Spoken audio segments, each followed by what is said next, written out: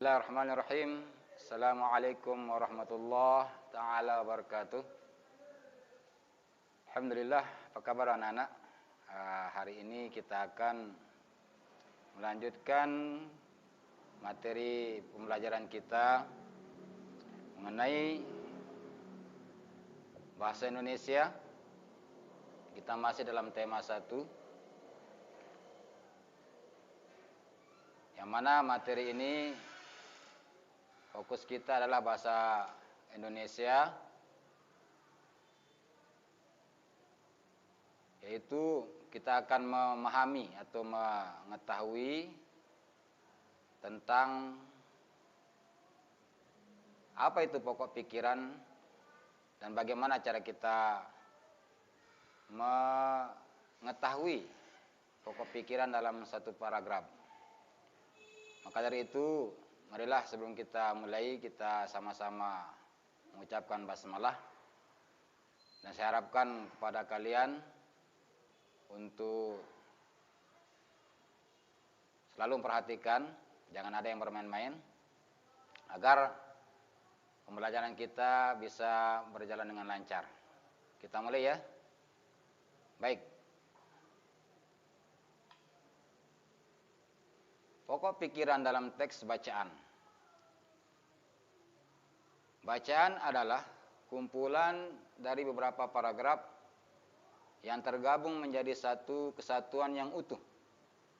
Setiap paragraf dalam teks bacaan tersebut terdapat ide pokok atau terdapat kalimat utama atau pokok pikiran dan kalimat pengembang atau kalimat penjelas.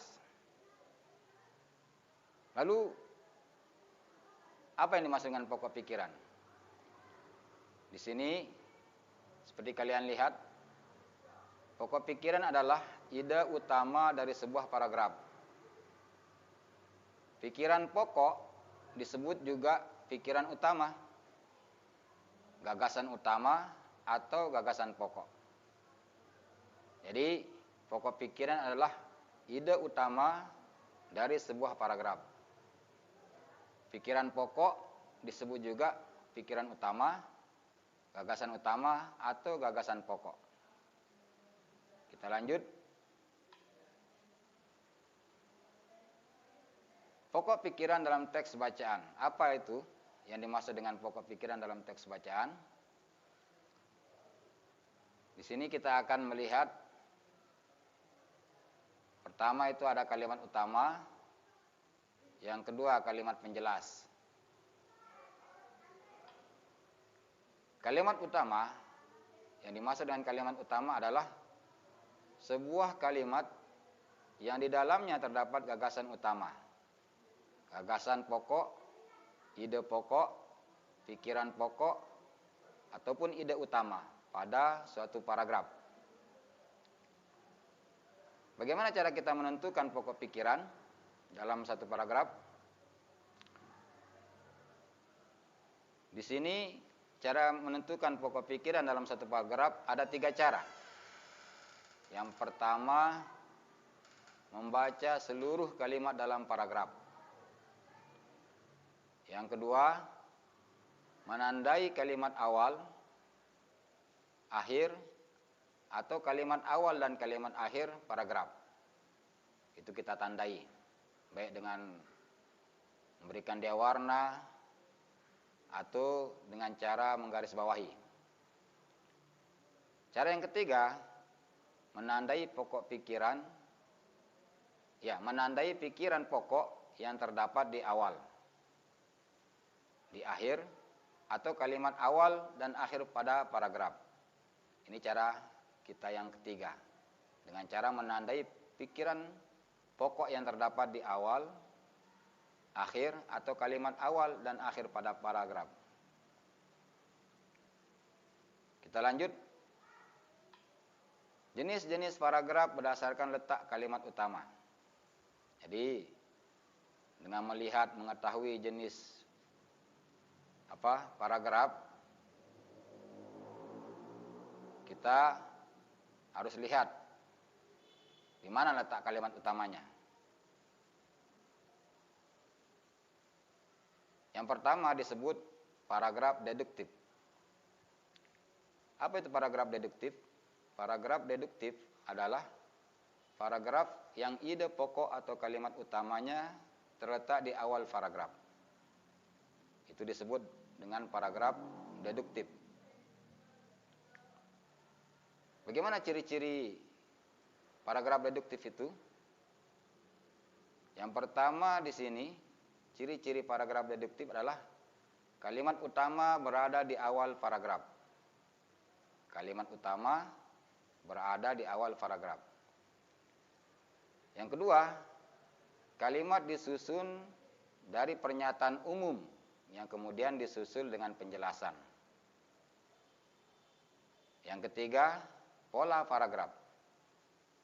Umum ke khusus atau kalimat utama ke pengembang. Selanjutnya, jenis paragraf berdasarkan letak kalimat utamanya yaitu induktif. Apa itu paragraf induktif? Paragraf induktif adalah paragraf yang diawali dengan kalimat yang berisi penjelasan. Penjelasan kemudian diakhiri dengan kalimat utama. Saya ulangi. Paragraf induktif adalah paragraf yang diawali dengan kalimat yang berisi penjelasan-penjelasan, kemudian diakhiri dengan kalimat utama. Bagaimana ciri-cirinya? Ciri-ciri paragraf induktif, pertama, kalimat utama berada di akhir paragraf. Selanjutnya, kalimat disusun dari uraian atau penjelasan bersifat khusus diikuti dengan kalimat pernyataan umum. Ini ciri yang kedua. Ciri yang ketiga, pola paragraf khusus ke umum atau kalimat pengembang ke utama. Inilah ciri-ciri paragraf induktif. Dengan mengetahui ciri-cirinya, kita akan bisa membedakan jenis paragraf tersebut. Selanjutnya, berdasarkan letak kalimat utama, yang ketiga itu disebut paragraf campuran. Paragraf campuran adalah paragraf yang dimulai dengan mengemukakan kalimat utama dan diakhiri pula dengan kalimat utama. Saya ulangi. Paragraf campuran adalah paragraf yang dimulai dengan mengemukakan kalimat utama dan diakhiri pula dengan kalimat utama. Bagaimana cara kita mengetahuinya? Cara kita mengetahui paragraf campuran itu dari ciri-cirinya. Yang pertama, pikiran utama terletak di awal atau di akhir paragraf. Selanjutnya, yang kedua, kalimat berikutnya berisi penjelasan dan uraian yang mendukung pikiran utama. Yang ketiga, akhir paragraf diakhiri dengan penegasan yang mendukung pikiran utama. Dan yang keempat, ciri-ciri paragraf campuran itu adalah kita lihat polanya.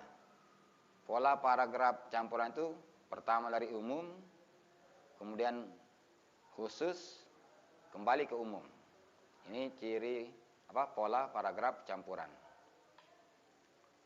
Nah, kita lihat contoh mengenai jenis-jenis paragraf ini. Paragraf deduktif, kita akan baca di sini. Kupu-kupu adalah hewan yang lucu, warnanya indah dan menarik. Banyak orang menyukainya, dia terbang dan hinggap pada bunga-bunga.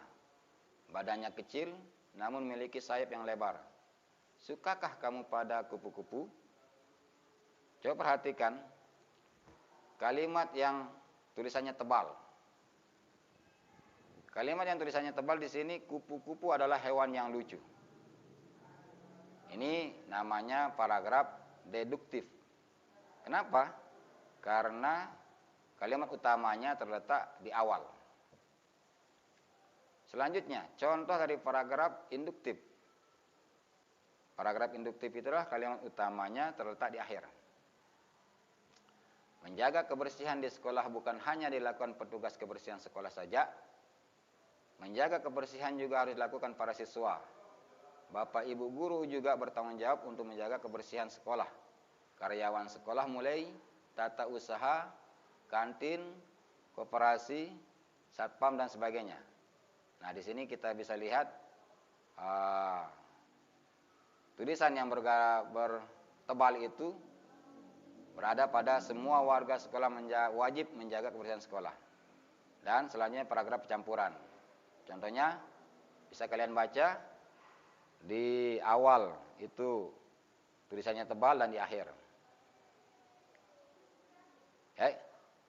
Inilah ya yang disebut dengan jenis-jenis paragraf berdasarkan letak kalimat utama.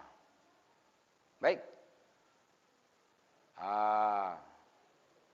Inilah dulu yang kita akan pelajari. Selanjutnya kita akan lanjutkan pada pertemuan minggu depan. Mudah-mudahan kita semua diberikan kesehatan, diberikan kesempatan, umur yang panjang, selalu diberikan kemudahan. Kita tutup dengan sama-sama membaca Alhamdulillah. Alhamdulillahirabbil alamin. Assalamualaikum warahmatullahi wabarakatuh.